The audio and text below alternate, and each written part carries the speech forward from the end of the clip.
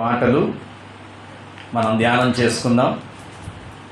25 నుంచి 37 వరకు ఈ రెండిటికి సంబంధించి మార్కు, మత్తయి కూడా ముఖ్యమైన ఆజ్ఞల గురించి వ్రాశారు.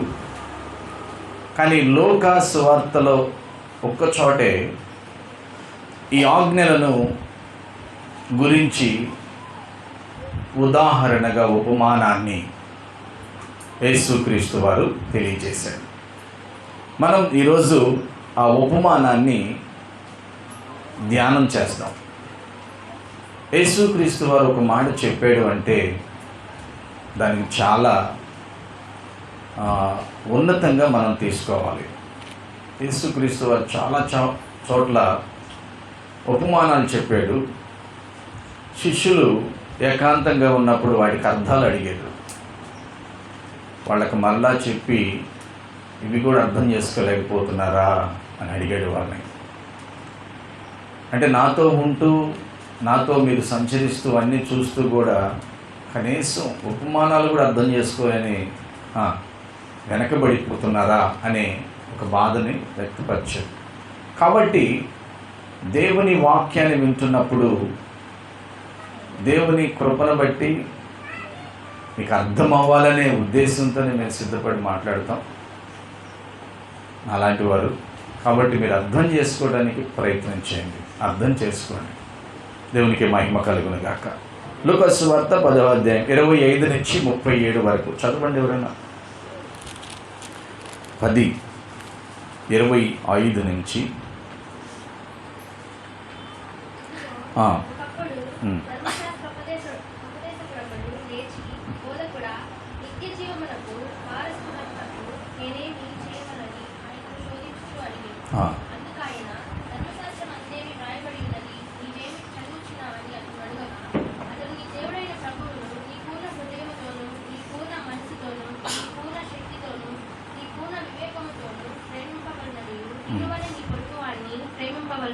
రాయబడి ఉన్నదని చెప్పాను.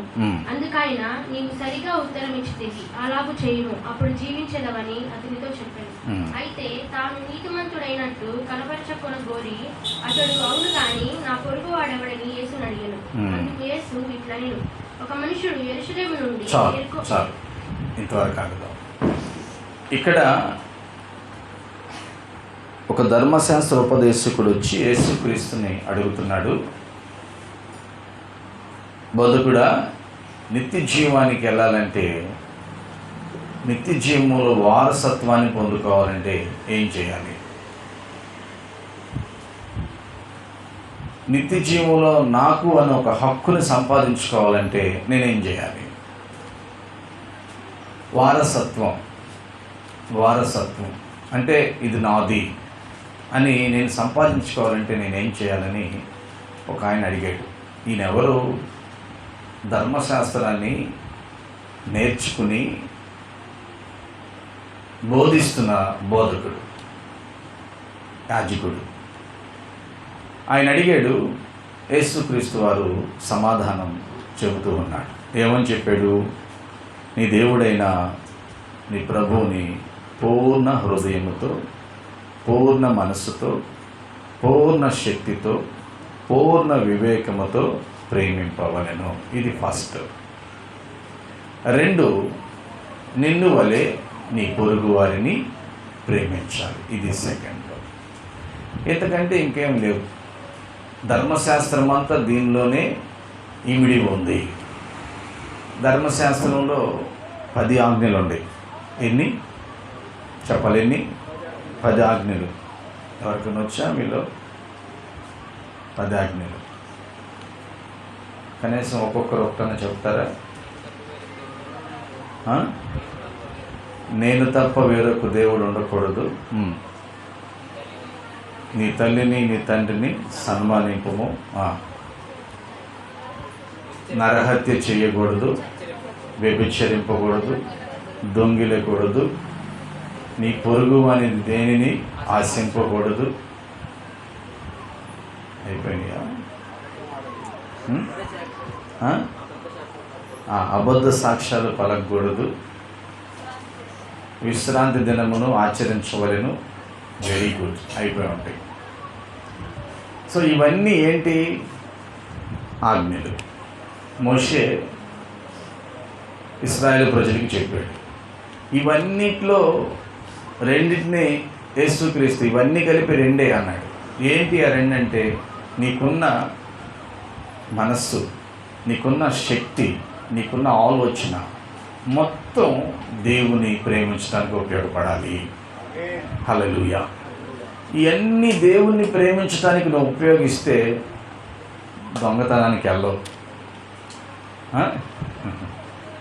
అబద్ధ సాక్ష్యాలు చెప్పడానికి వెళ్ళవు, నేనే దేవుణ్ణని పూర్తిగా నన్నే ఆరాధిస్తావు, ఇంకా వికృతమైన చేష్టలు ఏం చెయ్యు.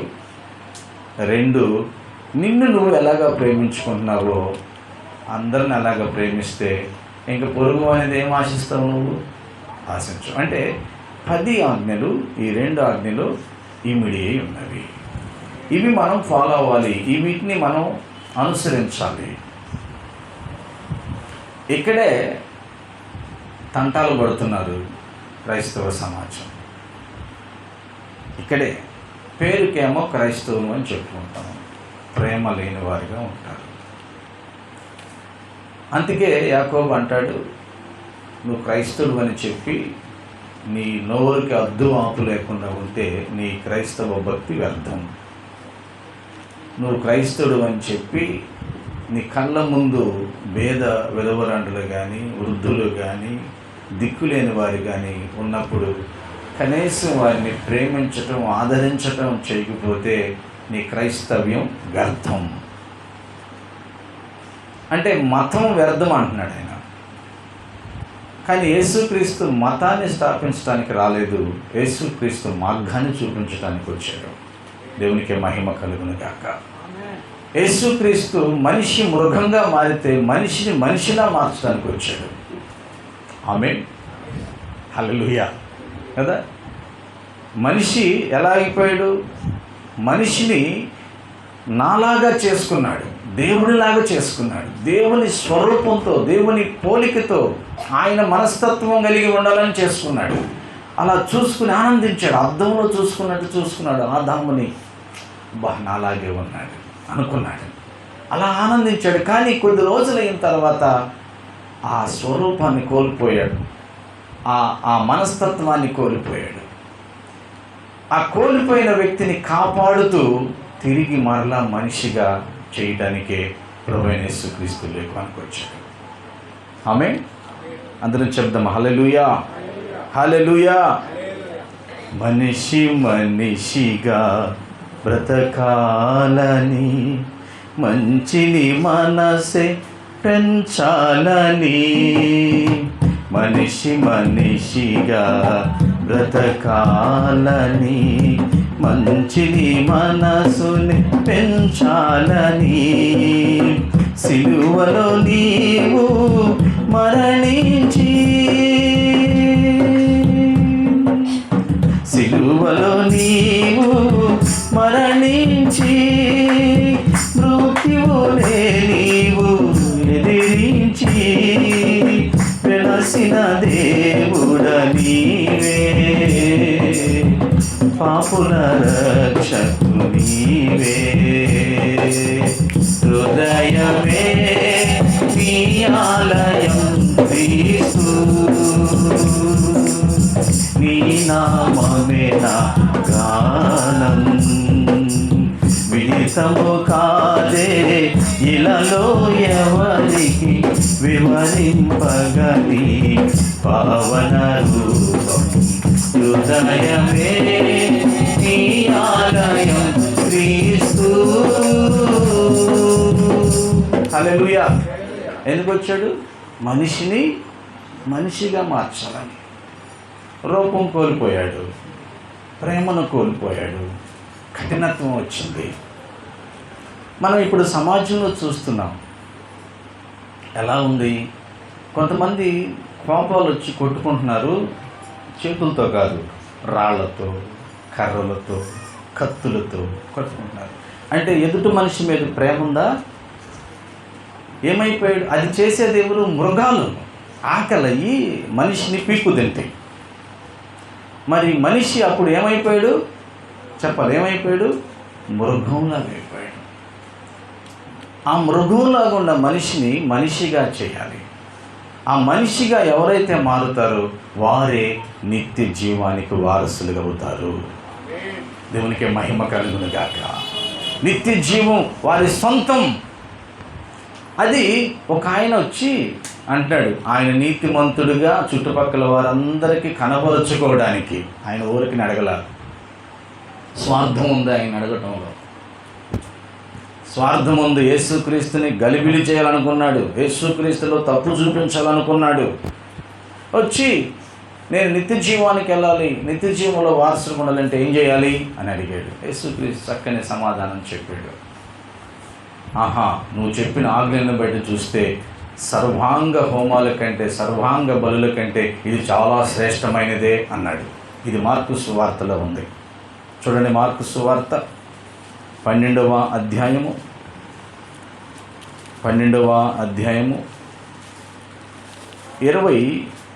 28 నుంచి మనం చదువుతుంటే చివరి మాట 33వ వచనం, పూర్ణ హృదయముతోనూ పూర్ణ వివేకముతోనూ పూర్ణ బలముతోనూ ఆయనను ప్రేమించుటయు, ఒకడు తన్ను వలె తన పొరుగువాని ప్రేమించుటయు సర్వాంగ హోమములన్నిటి కంటెను బలుల కంటెను అధికమని. అంటే ఈరోజు ఇంకా దేవుడు యేసుక్రీస్తుని ఎరగక, కళ్ళు తెరుచుకోక చేస్తున్న భక్తి కంటే ఎక్కువైన భక్తి ఇది. హల్లెలూయా. అర్థమైందా? కళ్ళు తెరుచుకోక హృదయ కాఠిన్యముతో ఇంకా ఇదే భక్తి, ఇదే భక్తి, ఇదే ముక్తి, ఇదే దేవుని రాజ్యానికి వెళ్ళే మార్గం అనుకున్న అనేక మందికి ఈ శాస్త్రి సమాధానం చెబుతున్నాడు. సర్వాంగ హోమముల కంటే, సర్వాంగ బలుల కంటే ఈ ఆజ్ఞలు ఉత్తమమైనవి.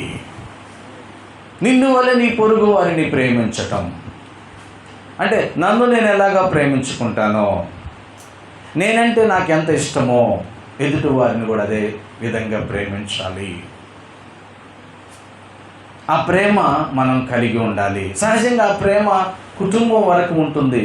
ఈ మధ్య కుటుంబంలో కూడా కొలువైపోయింది. బయటికి వెళ్ళే వరకు ఆ ప్రేమ ఉండటం లేదు. మరి నువ్వు దేవుని రాజ్యంలో వారసత్వాన్ని ఎలాగా సంపాదించుకుంటావు? నీకు వారసత్వం ఇవ్వాలని ఆయన పరమును విడి భూమి మీదకి వచ్చాడు. దేవదేవుడు మానవుడిగా, దాసుడిగా, రిక్తుడిగా మారాడు. దేవదేవుడు ఆరాధనకు యోగ్యుడైన దేవుడు, వేవేల దూత గలము చేత నిత్యము పరిశుద్ధుడు పరిశుద్ధుడని కొనియాడబడుతున్న దేవుడు నీ స్థానంలోకి వచ్చాడు. చీమలను రక్షించాలంటే చీమలాగా మారాలి, మేకలను రక్షించాలంటే మేకలాగా వెళ్ళాలి. మరి మనుషులను రక్షించాలంటే మేకలాగో గొర్రెలాగో మారితే ప్రయోజనం ఉందా? చెప్పాలి, ఉందా? మనిషిలాగా రావాలి. హల్లెలూయా. మనిషి యొక్క పాపం పోవాలంటే మనిషిలాగా రావాలి. ప్రభువైన యేసుక్రీస్తు వారు పరిశుద్ధాత్మ ద్వారా మరియకు జననమయ్యాడు మనిషి వలె. దేవునికి మహిమ కలుగును గాక. లూకా సువార్తలో దీన్ని అర్థం చేసుకోవటానికి, అర్థం అవటానికి ఆయన ఒక ఉపమానాన్ని చెబుతున్నాడు. ఆయన ఒక ఉపమానం చెబుతున్నాడు. 30వ వచనం, లూకా సువార్త 10వ అధ్యాయం 30వ వచనం. ఇట్లా నేను ఒక మనుష్యుడు యెరూషలేము నుండి యెరికో పట్టణమునకు దిగి వెళ్ళుచు దొంగల చేతిలో చిక్కెను. వారు అతని బట్టలు దోచుకొని అతని కొట్టి కొరప్రాణముతో విడిచిపోయి. చాలు చాలు, జాగ్రత్తగా వెళ్దాం. హల్లెలూయా. అందరం చెప్దాం హల్లెలూయా, హల్లెలూయా. బాగున్నారా పక్క వాళ్ళు? ఇప్పుడే కొద్దిగా ఆవలింతలు వస్తున్నట్లు. చాలు, చూస్తూ ఉండు. ఎవరైనా చూస్తూ ఉన్నానని చెప్పి నువ్వు నిద్రపోమాకరా. పక్కన వాళ్ళు బాగున్నారా? లిఖిత బాగానే ఉన్నా? Very good. ఏం చదువుకున్నావు ఇప్పుడు? చెప్పాలి. పీటర్ బైబిల్ ఉందా? ఏం చదువుకున్నావు ఇప్పుడు? ఏమన్నా ఉంది దాంట్లో? చెప్పాలి మీరు, మళ్ళీ చదవద్దు. అర్థం అవ్వలేదు అది. ఒక అతను యెరూషలేము నుండి దిగి ఎక్కడికి వెళ్తున్నాడు? ఎరికోకి వెళ్తున్నాడు. యెరూషలేము నుండి దిగి, బాగా వినాలి మీరు, దిగి ఎక్కడికి వెళ్తున్నాడు అంటే దిగి అంటే ఎందుకు రాశారు దిగి అని? యెరూషలేము ఎత్తు, ఎరికో డౌను, అంతే కదా. యెరూషలేమేమో ఎత్తు, ఎరుకోనేమో డౌను. ఎంత ఎత్తు అంటే యెరూషలేము సముద్ర మట్టానికి 800 మీటర్లు ఎత్తు. ఎంత ఎత్తు? సముద్ర మట్టానికి యెరూషలేము 800 మీటర్లు ఎత్తు. మరి ఎరికో సముద్ర మట్టానికి 250 మీటర్లు డౌను. అంటే సముద్రం ఒకసారి అట్టంటే ఎరికో మునిగిపోయింది. అది పరిస్థితి. సముద్రం కంటే కూడా ఎరుకో ఎలా ఉంది? డౌను. యెరూషలేము రొట్టెలు సమృద్ధిగా ఉన్న గొప్ప పట్టణం. యెరూషలేము మహారాజు పట్టణం. మత్తయి సువార్త 5వ అధ్యాయం చదవండి ఒకసారి. యెరూషలేము అసలు ఏంటి? మత్తయి సువార్త 5వ అధ్యాయం 35వ వచనం. జనం చదువు తొందరగా. మత్తయి సువార్త 5వ అధ్యాయం. రాజేష్, తిమోతి, ఇర్మియా మీరు చదవాలి. 5వ అధ్యాయం 35వ వచనం.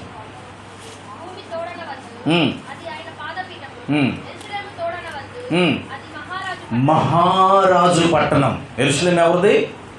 మహారాజు పట్టణం, దేవుని పట్టణం, దేవుని సంఘం. హల్లెలూయా కదా. గొప్ప సంఘం, దేవుని సన్నిధి, సమృద్ధి కలిగినది. మరి అక్కడి నుంచి ఏం పని ఈయనకి దిగిపోతున్నాడు అంటే ఈయన ఎవరు చెప్పాలి? ఎవరైనా ఒక గొప్ప విశ్వాసి. హల్లెలూయా. దేవుని గురించి తెలిసినవాడు, దేవుని సంఘములో ఉన్న వ్యక్తి, గొప్ప విశ్వాసిగా ఉండాల్సిన వ్యక్తి ఏమైపోతున్నాడు? దిగిపోతున్నాడు. జీవగ్రంథములో పేరు రాయబడాల్సిన వ్యక్తి, దేవుణ్ణి ఆత్మతో సత్యముతో ఆరాధించాల్సిన వ్యక్తి, నిన్ను వల్ల నీ పొరుగు వారిని ప్రేమించాల్సిన వ్యక్తి దిగిపోతున్నాడు కిందకి. యెరూషలేము ఆశీర్వాదానికి సాదృశ్యము, యెరూషలేము సమృద్ధికి సాదృశ్యము, ఎరికో శాపానికి, బైబిల్లో శాపానికి, కానీ అది ఆకర్షణీయమైన పట్టణం. ఎరుకో గోడలు చూస్తే ప్రపంచంలో గొప్ప వింత.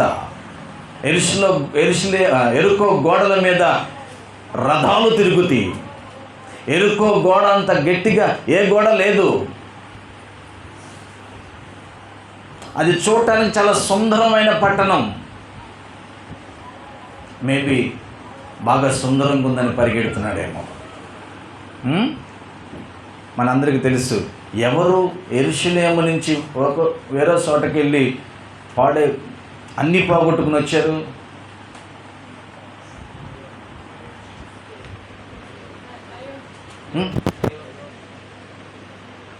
నువ్వు అర్థం చేసుకోవాలి, నువ్వు తెలుసుకోవాలి. ఎవరు? అమ్మ నయోమి. నయోమి కోడలి పేరు ఏం పేరు చెప్పమ్మా? రూతమ్మ. ఏం పేరు? రూతు. మధురంగా వెళ్ళింది, మారాగా వచ్చింది. మధురం ఎక్కడ ఉంది? యెరూషలేములో. మారా ఎక్కడైంది? మోయాబు దేశంలో. ఇక్కడ కంటే అక్కడ ఏదో బాగా సంపాదించాలనుకుని పోయింది. దేవుని సన్నిధిని వదిలిపెట్టి ఏమైపోయింది?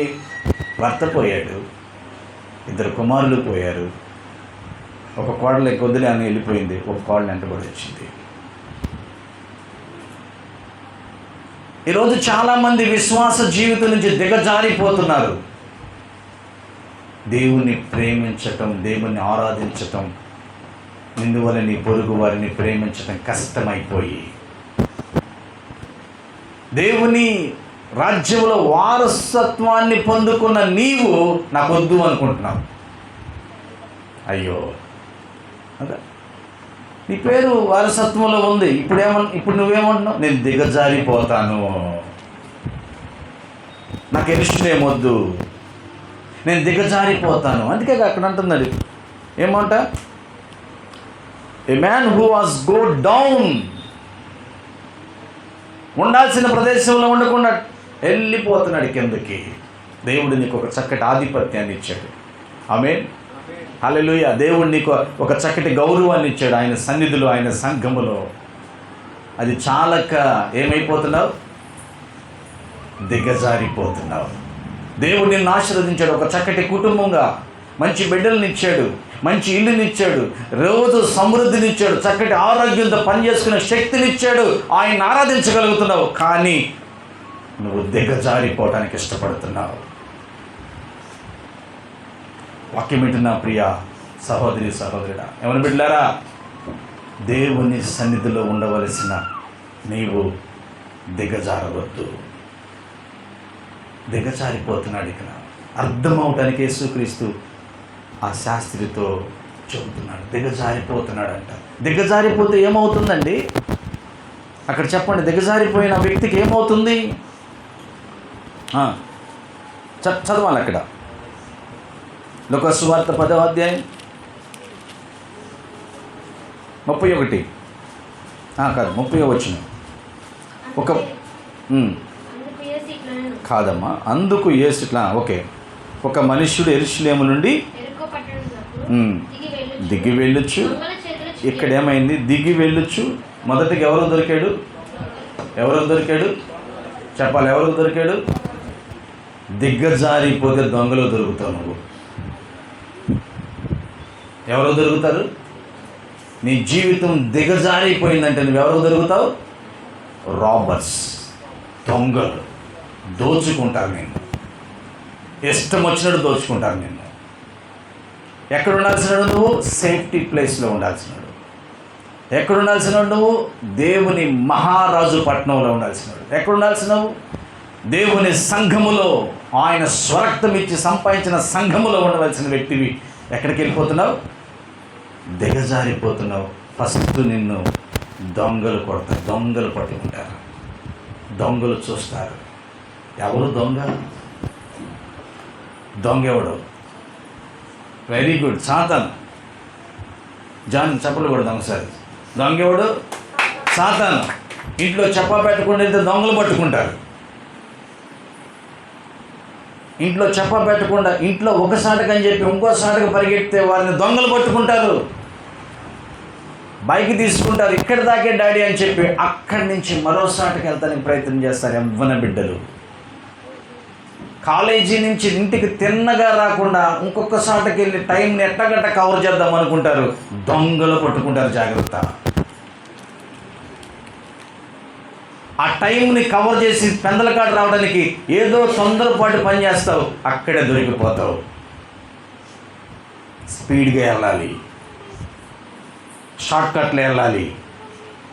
ఏమైంది అప్పుడు? దొంగల చేతికి దొరుకుతావు.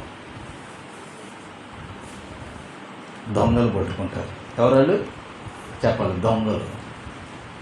ఫస్ట్ ఈయన ఎవరు దొరికాడంట? చెప్పాలి, ఎవరు దొరికాడు? ఆ తర్వాత ఏం చేశారు? ఏం చేశారు చెప్పాలి. బట్టలు. ఏందండి బట్టలు? ఏం పని? బైబిల్లో యేసుక్రీస్తు వారు ఒక మాట చెప్పాడంటే దాన్ని మనం చాలా ఆలోచించి అర్థాన్ని తీసుకోవాలి. బట్టలు, మీ బట్టలు ఓడదీస్తే మీకు ఎలా ఉంటుంది? సహోదరి సహోదరుడా చెప్పండి, మీ బట్టలు మీకు ఓడదీస్తే ఎలా ఉంటుంది? అబ్బా గాలి గోల వస్తుంది, అమ్మ అంత హాయిగా ఉందని అని ఎగురుతారా? ఎయిర్ ఫ్రీ అని చెప్పి ఎగురుతారా? ఏం రాజేష్, బట్టలు పొదిస్తే ఆనందంగా ఉంటుందా? ఉండదే. అవమానం, సిగ్గు. దేవుడిచ్చిన చక్కటి రక్షణ వస్త్రం పోయింది. దొంగ ఫస్ట్ చేసేది ఏంది? పట్టుకుంటాడు, తర్వాత బట్టలు తీస్తాడు. తీసుకెళ్ళి, ఒరే నువ్వు దేవుని బిడ్డవి, కానీ ఇప్పుడు అవమానాన్ని తీసుకెళ్తాడు, నేను నిందకి తీసుకెళ్తాడు. దేవుని సన్నిధిలో చక్కగా ఎదగాల్సిన బిడ్డవి దిగజారిపోయావు, దిగజారే బ్రతుకులోకి వెళ్ళిపోయావు. అవమానం వెంటాడుతుంది నిన్ను. వాడి కాసుకుని కూర్చున్నాడు, ఎవడు దొరుకుతాడా మింగుదామని. 1 పేతురు 5వ అధ్యాయం 8వ వచనం చదవండి ఒకసారి. 1 పేతురు 5వ అధ్యాయం 8వ వచనం ఏముంది అక్కడ? స్పీడ్గా ఏంటంట? మెలకువ. ఎలా ఉండాలి? మెలకుగా ఉండాలి. అంటే రాత్రిపూట కూడా నిద్రపోకూడదు. అదేనా అర్థం? అదేనా అర్థం అమ్మ అరుణ్? అదేనా అర్థం? రాత్రిపూట కూడా నిద్రపోకుండా కళ్ళు గట్టిగా పెట్టుకుని కూర్చోవాలి. అదేనా మెలకువ గుణం అంటే? ఏంటి అర్థం? దెయ్యం వస్తుంది. అక్కడ చదవండి. గర్జించు సింహం వలె విరోధి అయిన అపవాది గర్జించు సింహం వలె ఎవడని మృంగుదునా అని అటు ఇటు వెతుకుతూ తిరుగుచున్నాడంట. నీవు కానీ ఆదమరిచి నీ ఆత్మీయ స్థితి నుంచి దిగజారేవా వాడు మింగేస్తాడు. దిగజారేవా వాడు పట్టుకుంటాడు నిన్ను. నీ విలువలు, దేవుడు నీకు నేర్పించిన విలువలలో దిగజారేవా ఆడు నిన్ను పట్టుకుంటాడు. వాడు పట్టుకుని వదిలిపెట్టాడు. బట్టలు ఉడదీస్తాడు, బట్టలు దోచుకెళ్తాడు. ఏమంటే సొమ్ములు దోచుకెళ్ళాలి ఎవరైనా, బట్టలు దోచుకెళ్ళేదేంది? యేసుక్రీస్తు ఆ మాట చెప్పాడంటే మనం ఆలోచించాలి. హల్లెలూయా. అదా నీ ఒంటి మీద ఉన్న సొమ్ములు దోచుకెళ్తాడు, బట్టలు ఎందుకు దోచుకెళ్తాడు? దిగజారిన వ్యక్తికి జరిగే అవమానం అది. ప్రియ సహోదరుడా, సహోదరి, ఎక్కడున్నావు నువ్వు? యెరూషలేములోనే ఉన్నావా? దిగజారిపోవాలని ఆశపడుతున్నావా? ఎందుకు దిగజారుతారు? దిగజారాల్సిన అవసరం ఏంటి? ఏముందని దిగజారుతాం అక్కడికి? కొంతమంది ఇక్కడ చూడండి, దేవుని చేతిలో ఉంటున్న నీవు ఏదో ఆశించి దిగజారిపోవడానికి కారణాలు ఏంటి? ఏదో ఆశించేవు లోకంలో కదా. గెహజీ చక్కగా ఎలీషాతోనే ఉన్నాడు, ఏదో ఆశించాడు, దేవుని వదిలిపెట్టి దిగజారిపోయాడు. నయమానుకు పోయిన కుష్ఠరోగం గెహజీకి వచ్చింది. అయ్యో, అర్థమైందా? ఏదో ఆశించావు, ఘనత, గౌరవం, డబ్బు, హోదా, ఏదో ఆశించావు, ఏదో ఆశించి దిగజారిపోతున్నావు. దేవుని సన్నిధిలో ఆయన బిడ్డగా, ఆయన రక్త కోటలో ఉండాల్సిన జీవితం లోకంలో ఏదో ఆశిస్తూ అటు ఇటు ఇటు అటు తిరుగుతూ దిగజారిపోతున్నావు. సహోదరుడా, సహోదరి, దేవుడు ఈరోజు నీతో మాట్లాడుతున్నాడు. దిగజారిపోవద్దు. ఆమేన్. క్రైస్తవ విలువలు కలిగి, దేవుని బైబిల్లో ఉన్న వాక్యానుసారమైన విలువలు కలిగి నువ్వు యెరూషలేములో మహారాజు పట్టణంలో నిలబడేవారిగా ఉండాలి. ఆమేన్. నిలబడాలి. అదుపులేని జీవితం, ఏదో లోకంలో అది కావాలి ఇది కావాలని పరిగెడుతూ ఉన్నట్లయితే అవమానాలు వస్తాయి నీకు.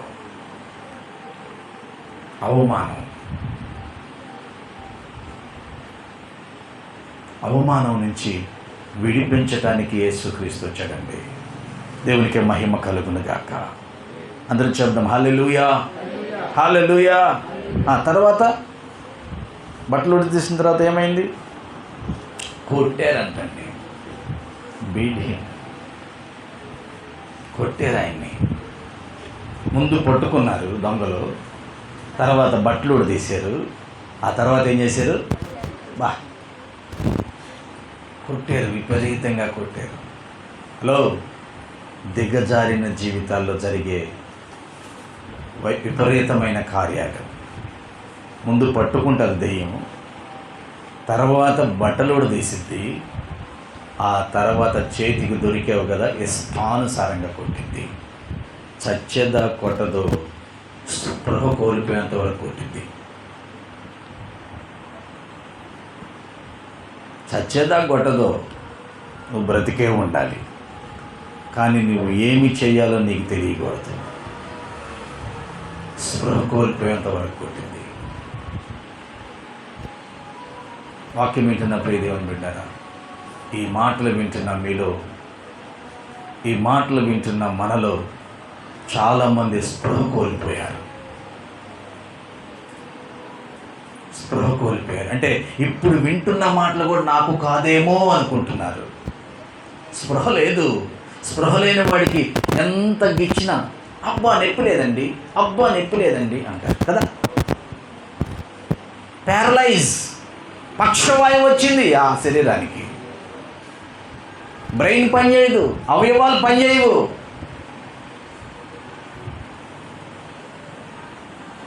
కొంత లోకంలో సామెత ఒకటి ఉంది, దున్నపోతు మీద ఏం చెప్పండి, మీరు డాష్ పోస్తే దున్నపోతు మీద వర్షం ఎంత కురిస్తే ప్రయోజనం ఏంటండి?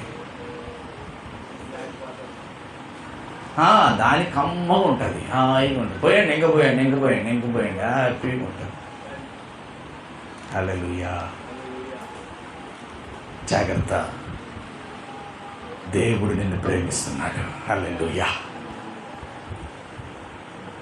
అంధకార బంధమునన్నావరించగా అంధుడనై యేసయ్యను, అంధకార బంధమునన్నావరించగా అంధుడనై యేసయ్యను తెంచెను, బ్రతికించెను నన్ను, బ్రతికించెను నన్ను. ఎంత మధురమో యేసుని ప్రేమ, ఎంత మధురమో నా యేసుని ప్రేమ, ఎంత మధురమో యేసుని ప్రేమ, ఎంత మధురమో నా యేసుని ప్రేమ. ఇలాంటి వారిని కూడా యేసయ్య ఇంకా ప్రేమిస్తూనే ఉన్నాడు. హల్లెలూయా. అలాగా కొట్టి పడేశారు కొన ప్రాణంతో. ఎలాగా? ముందు దొంగలు పట్టుకున్నారు. చెప్పాలి మీరు, ముందు ఏం చేశారు? దొంగలు పట్టుకున్నారు. తర్వాత ఏం చేశారు? బట్టలు తీశారు. ఆ తర్వాత ఏం చేశారు? విపరీతంగా కొట్టారు. చావకూడదు, బ్రతకాలి, కొన ప్రాణం ఉండాలి. పడేసేసారు, వెళ్ళిపోయారు. ఏమైపోయారు? చెప్పాలి, ఏమైపోయారు? వెళ్ళిపోయారు. ఇప్పుడు జరుగుతున్న సన్నివేశాన్ని మనం చూద్దాం. అప్పుడు ఒక యాజకుడు ఆ త్రోవన వెళ్ళుట తటస్థించాను. అతడు అతనిని చూసి ప్రక్కగా వెళ్ళిపోయాను. అబ్బా, నిష్ట కలిగిన వాడు ఈయనకంటూ తెలుసా నీకు? శవాన్ని ముట్టుకోకూడదు. శవాన్ని ముట్టుకుంటే మళ్ళా నేను అపరిశుద్ధుడిని అవుతాను, మళ్ళా పవిత్ర జలం నా నెత్తి మీద జల్లుకోవాలి, 7 రోజులు ఎవరికి కనపడకుండా ఉండాలి, 7 రోజుల తర్వాత రావాలి. ఇది యాజకుడిన అపవిత్రం అవుతాడు. దిగజారిన బ్రతుకుల్లో ఇంకా ఉంది అపవిత్రత అవుతానని. కొన్ని చోట్లకి వెళ్తే అపవిత్రత, కొంతమందిని పట్టుకుంటే అపవిత్రత, ప్రేమ లేని తత్వం అపవిత్రత. దాన్ని పట్టుకోకూడదు, దీన్ని ముట్టకూడదు, దాన్ని చూడకూడదు, అవి వినకూడదు, అపవిత్రత. మేబీ అపవిత్రతను బట్టి యాజకుడు పక్కగా వెళ్ళిపోయాడు. తాగితే నాకు ప్రమాదం అని. ఇంకొక ఆయన వచ్చాడు. ఇంకొక ఆయన ఎవరు చెప్పాలి? అలాగుననే లేవీడొకడు ఆ చోటికి వచ్చి చూచి మళ్ళా ప్రక్కగా పోయాను. గురవయ్య గారు వింటున్నారా? మీరేం పడిపోయి ఉన్నారు, మీ పాస్టర్ గారు వచ్చాడు, అమ్మో ఈయన పట్టుకుంటే నాకు లేనిపోయిన పాపం తగిలిద్ది అని చెప్పి చూసి వెళ్ళిపోయాడు. మీ చర్చిలో పెద్ద వచ్చాడు, ఆయన అమ్మో ఎందుకు మనకి లేనిపోయిన బాధలు. ఈయనెవరో తెలుసా? దేవుడు వీళ్ళకి ఆస్తే వద్దన్నాడు, నేనే వాళ్ళ ఆస్తి అన్నాడు. అబ్బో, లేవీలకు దేవుడు భూమిని ఇవ్వద్దు అన్నాడు కానానులో. ఎందుకో తెలుసా? వాళ్ళకి ఆస్తి నేనే, వాళ్ళకి సంపద నేనే, నా మందిరములో ఉన్న తినేవన్నీ వాళ్ళవే. బా, ఎంత దేవుని సొమ్ముని తింటూ అనుభవిస్తూ పక్కగా వెళ్ళిపోయాడంట. అర్థమవుతుందా? పక్కగా వెళ్ళిపోయాడు. దేవుడు మటుకు నిన్ను ప్రేమించాలి, నువ్వు మటుకు ఎవరిని ప్రేమించమాక. చెప్తారా ఆమెనని? చెప్పమాకండి. అందుకే వెయిట్ చేశాను. దేవుడి ప్రేమ నాకు కావాలి, నేను మటుకు ఎవరిని. అంతేనా రత్నబాబు? మన స్వార్థం, ఆయన ప్రేమ ఎంత కావాలంత తీసేసుకుని పెద్ద ట్రంగుపెట్లు చెక్కపెట్లు అన్నీ నింపుకోండి. మనం మటుకి ఎవరిని ప్రేమించకూడదు. ఆ తర్వాత చదువు. ఆ తర్వాత అయితే ఒక సమరయుడు ప్రయాణమైపోవచ్చు. అబ్బా, ఇక్కడ అతడు పడి ఉన్న చోటుకు వచ్చి అతనిని చూచి అతని మీద జాలిపడి దగ్గరికి పోయి నూనెయు ద్రాక్షారసమును పోసి అతని గాయములు శుభ్రంగా, పాపం రక్తంతో ఇసుక మట్టితో ఉండి శుభ్రంగా కడిగి ఆయన గాడిద మీద ఎక్కించుకుని అక్కడ ఒక సత్రం ఉంటే ఆ సత్రం దగ్గరికి వెళ్ళి మన దేవమ్మలాగా ఒక ఆమె ఉంది అక్కడ, ఆ ముసలామె, ఆమె దగ్గరికి వెళ్ళి, అమ్మా ఇదిగో ఈయనకి మందు అన్ని రుద్దాను, కట్టుకట్టాను, స్పృహ వచ్చిన తర్వాత ఆయనకు ఒక ముద్ద అన్నం పెట్టు, నేను నీకు డబ్బులు ఇస్తున్నాను, ఒకవేళ ఈయన ఇంకా లేవలేకపోతే నేను మళ్ళా వస్తాను, నువ్వు పెట్టిన దాంట్లో నేను ఇచ్చిన తక్కువైతే మళ్ళా నీకు ఇస్తానమ్మా. వా, ఎంత చక్కగా చెప్పాడండి, ఎంత ప్రేమ కలిగిన వాడు. ఎవరైనా ఎవరు సుభాష్? ఆయన సమరయుడు. ఎవరి సమరయుడు? యూదులకి బహు నీచంగా కనపడేవాడు. యూదుడు సమరయుడిని నీచంగా చూస్తాడు. మీకు తెలుసుగా సమరయ స్త్రీ గురించి. యేసుక్రీస్తు బావి దగ్గరికి వెళ్తే సమరయ స్త్రీ ఏమంది? అమ్మ కొద్ది మంచినీళ్ళు అన్నాడు యేసయ్య. ఏమంది? యూదుడు అయిన నీవు సమరయ స్త్రీని నన్ను దాహముడు అడుగుతా తగునా? మీకు మాకు దూరమే. అంటే వీళ్ళు సంకర జాతికి సంబంధించిన వాళ్ళు, ఒక్క తెగకు సంబంధించిన వారు కాదు, 2 తెగలు కలిసి వివాహం చేసుకుంటే వచ్చిన వారు. అందుకని వీళ్ళని బహునిష్టగా చూస్తారు, బహునీచ్యంగా చూస్తారు యూదులు. ఎంత నీచ్యంగా అంటే, ఇదిగో యూదులు బుర్లవారిపాలెం నుంచి బయలుదేరి సాయి కాలనీ మీదకుండా ఇక్కడున్న రామనగర్ వెళ్ళాలనుకో, సాయి కాలనీలో సమరయులు ఉన్నారనుకో, ఈ సాయి కాలనీలో రాము అని చెప్పి అవసరమైతే వేటపాలెం వెళ్ళి వేటపాలెం నుంచి వచ్చి ఆ రామనగర్లోకి వెళ్తారు. అది వీళ్ళ పని. అర్థమైందా? అంత నీచంగా చూసే వ్యక్తులు సమరయులు. కానీ ఆ సమరయుల్లోనే క్రీస్తు యొక్క ప్రేమ నింపబడి ఉన్నది. హల్లెలూయా. ఒక్కసారి ఆలోచించండి. ఇప్పుడు యెరూషలేము నుంచి దిగొచ్చిన వ్యక్తి ఎవరు? అయ్యో, దేవుని సన్నిధిలో నుంచి వచ్చాడుగా. రవి విశ్వాసేనా? విశ్వాసే. ఇంకొకటి యూదుడు అయ్యగారు. మరి ఇప్పుడు యూదుడు స్పృహ లేకుండా పడిపోయాడు. స్పృహ ఉంటే నన్ను పట్టుకోబాక అనేవాడే అమ్మ. మరి స్పృహ ఉంటే నువ్వెవడో సమరయుడు నన్ను పట్టుకుంటావు అని అనేవాడే అమ్మ. ఈయనకేముంది? స్పృహ లేదు కాబట్టి సమరయుడు వచ్చి అన్ని పనులు చేస్తున్నా పడిపోయాడు. మనలో చాలామంది, నేను అంటున్నాను, మనలో చాలామంది ఒకళ్ళ దగ్గర రానిరు, ఒకళ్ళ పట్టుకానిరు, బహునిష్ట శుభ్రం 4 విరోచనాలు అయితే శుభ్రంగా ఉంటారు. అప్పుడు 4 మోషన్స్ 5 మోషన్స్ అయితే ఎవరో ఒకళ్ళు ఎత్తుకెళ్ళండి అయ్యా హాస్పిటల్గా. ఎవరో ఒకళ్ళు నన్ను ఎక్కడ పట్టుకున్నా పర్లేదు అయ్యా, ముందు హాస్పిటల్లో చేర్చండి అయ్యా. అప్పుడేమైందో నిష్ట, అప్పుడేమైందో అపవిత్రత. ఇక్కడ ఉంది అదే పరిస్థితి. సమరయుడు వచ్చి ప్రేమను చూపించాడు. హల్లెలూయా. సమరయుడు వచ్చి సమరయుడు కాని వాడిని ప్రేమిస్తూ ఉన్నాడు. హల్లెలూయా. సమరయుడు వచ్చి సమరయులను ఛేదరించుకునే వాడిని ప్రేమిస్తూ ఉన్నాడు. సమరయుడు వచ్చి అతన్ని చేదరించుకుని అతన్ని ఒక పక్కన పడేసిన వారిని వెళ్ళి గాయాలు కట్టి బాగు చేసి ఆహారం పెట్టడానికి, సేద తీర్చుకోవడానికి ఒక సత్రంలో వదిలిపెట్టి వెళ్ళాడు. ఆయన వాహనాన్ని ఉపయోగించుకున్నాడు. వాక్యం ఇచ్చిన ప్రియ దేవుని బిడ్డ, ఎక్కడ నీ ప్రేమ? ఏమైపోయింది నీ ప్రేమ? దిగజారిపోయిందా నీ ప్రేమ? దిగజారిపోయిందా నీ ప్రేమ? ఏముందని లోకంలో పరిగెడుతున్నావు? యోహోను భక్తుడు ఇలా రాశాడు, చూడండి.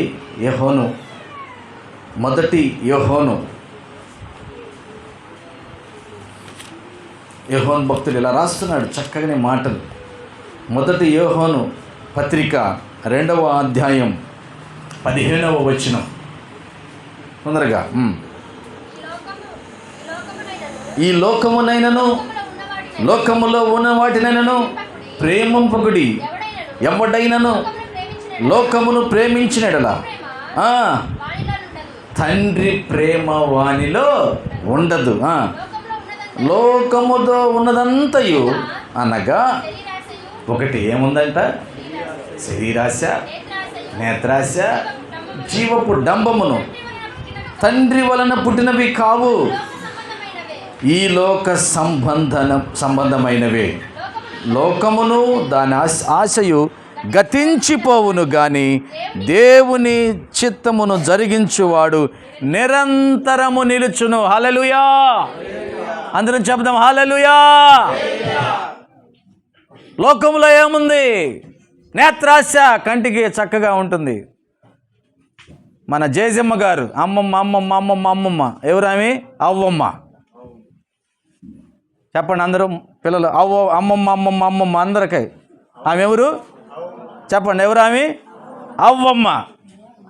అవ్వమ్మకి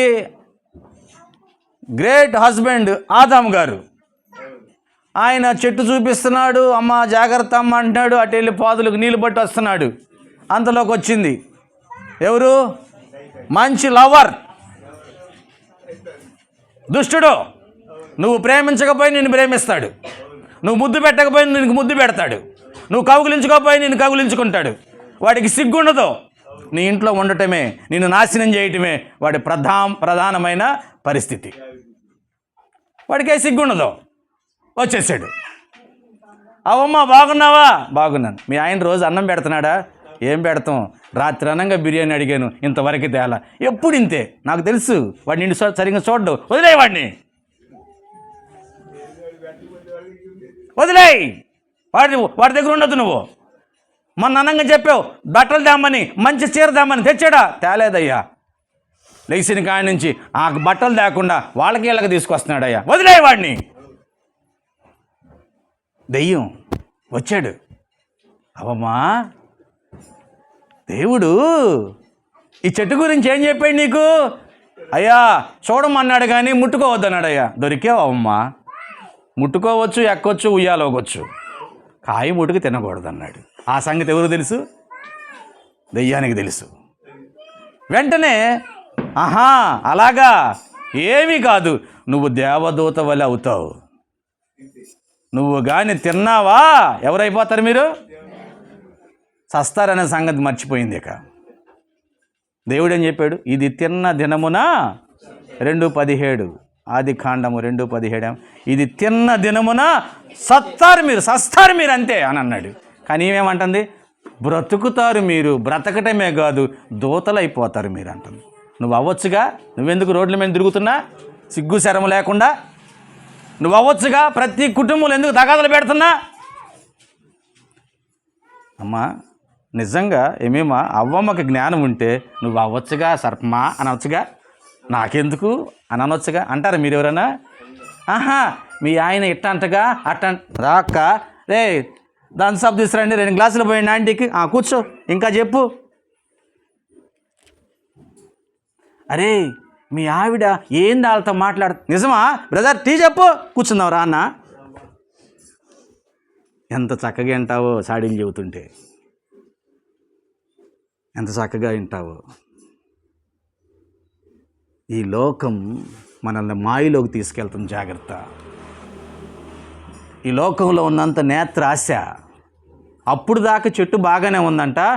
పాము కొద్దిగా వివరించి ఎంకరేజ్ చేస్తూ ప్రోత్సహిస్తూ, ఇది భలే ఉంటుంది, ఇది వాడితే ఎర్రకొస్తారు, ఇది వాడితే నల్లగదనం అంతా పోతుంది, మొటాలు పోతాయి, జుట్టు అరికాలు దాకా పాక్కుంటా ఊడ్చుకుంటా వెళ్ళిపోతుందని అడ్వర్టైజ్మెంట్ లాగా చెప్పంగానే చెట్టు ఎట్ట కనపడింది?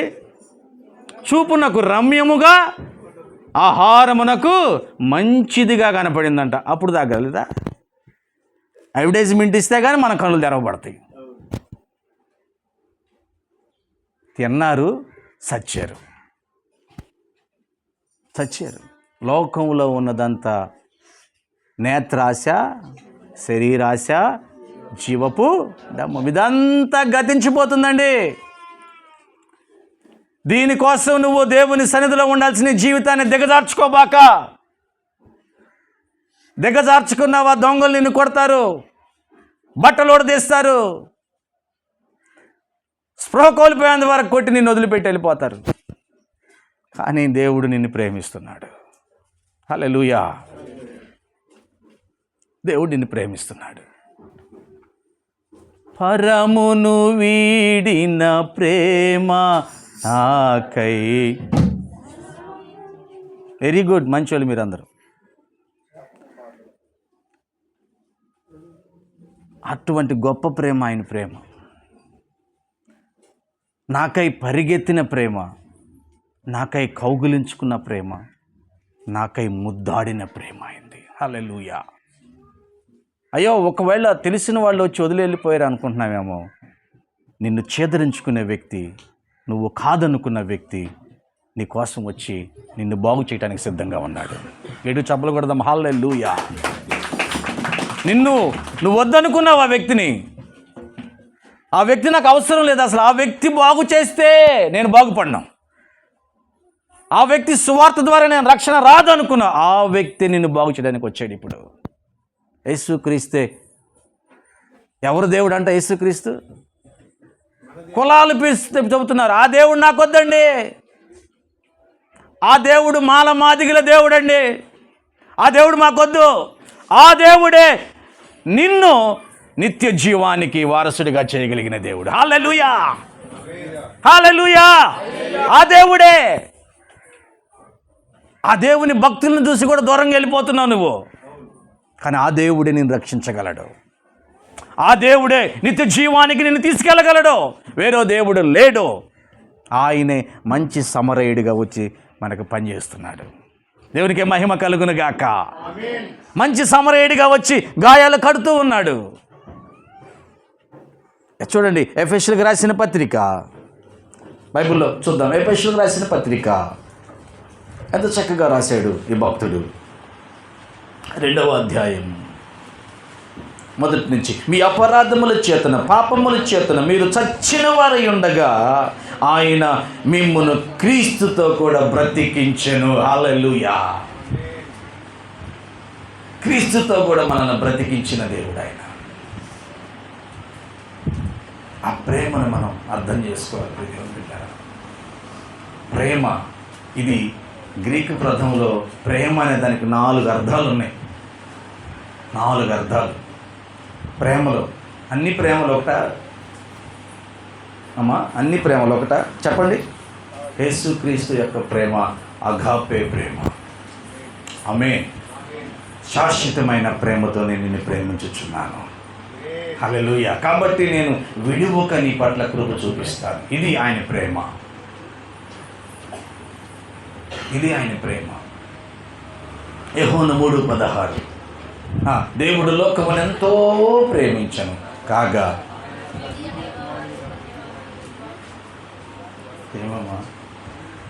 ఏమమ్మా చెప్పండి. కాగా తన అద్వితీయ కుమారునిగా పుట్టిన వాని యందు విశ్వాసం ఉంచువాడు నశింపక నిత్య జీవము పొందినట్లు ఆయనను మనకు అనుగ్రహించను. హల్లెలూయా. అది ప్రేమ. అది ప్రేమ. మరి లోకంలో ఉన్న ప్రేమ నేను తెలుసా? ఒకటి కుటుంబ ప్రేమ. ఒకటేంది? కుటుంబ ప్రేమ. ఎంతవరకు ఉంటుందండి కుటుంబ ప్రేమ? చెప్పాలి, ఎంతవరకు ఉంటుంది?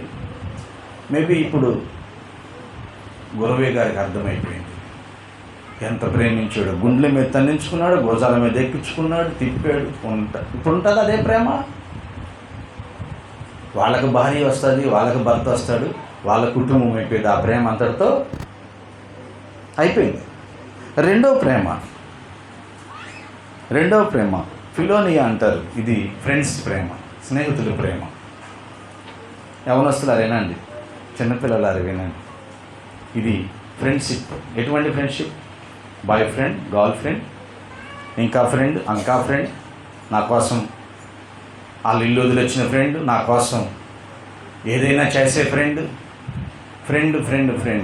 ఎవరైనా మీలో ఫ్రెండ్కి స్పెల్లింగ్ చెబుతారా?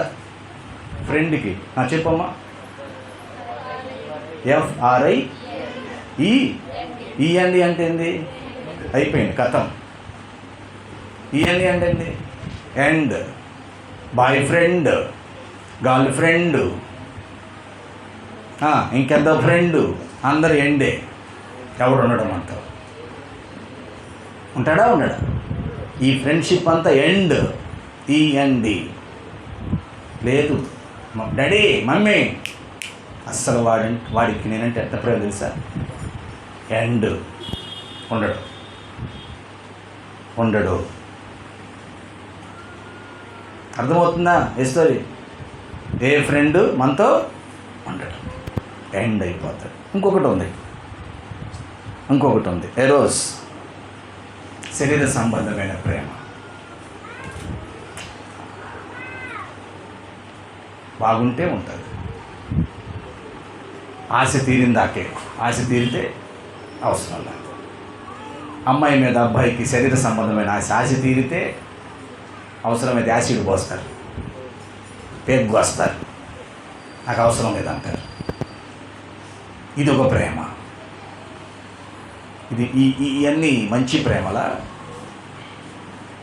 ఒకే ఒక ప్రేమ, యేసుక్రీస్తు ప్రేమ, శాశ్వతమైన ప్రేమ.